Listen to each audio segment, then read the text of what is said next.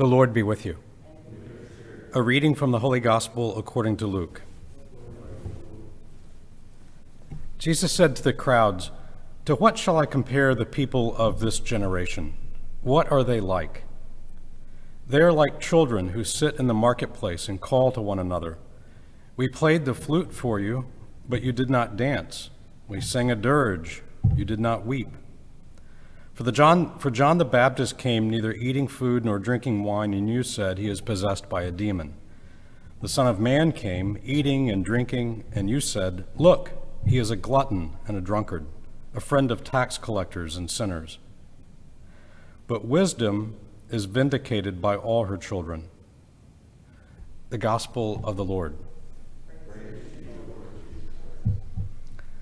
It's great to have students back on campus and you back on campus. And I was talking to a senior yesterday and asked him what class he was headed to, and he said he was going to a class on theology and science. And he was looking forward to it as one of the senior theology electives that he most wanted to take.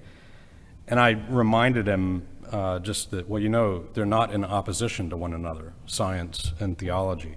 And he's like, all right, well, it's the second week of class or so maybe they hadn't gotten to that part yet, but I'm sure they will. Science and faith are not in opposition to one another. Both are seeking the truth. The difference is that with science, there are limits. There are definite, clear limits to what science can and can't do. We all know that. But there's a temptation right now, especially in our culture, to think that science is the only form of knowledge that you can count on, that there is nothing outside of science that is reliable, provable.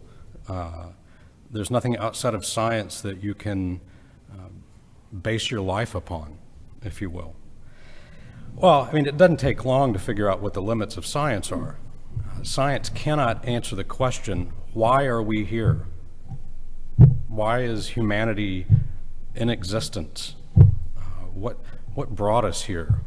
Science might get at that a little bit, but the answer of why we're here, they can't come to.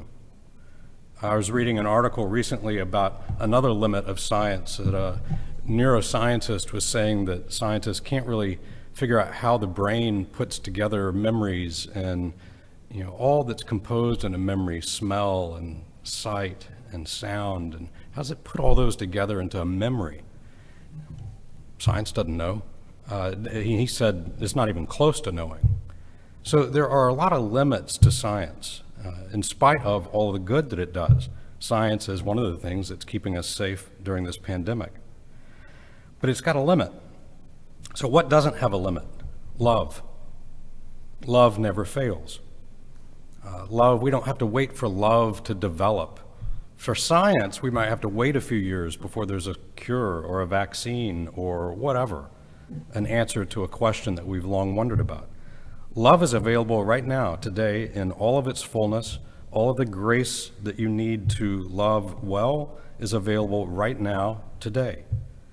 So let's pray for that grace of love. Let's pray that God gives it to us today.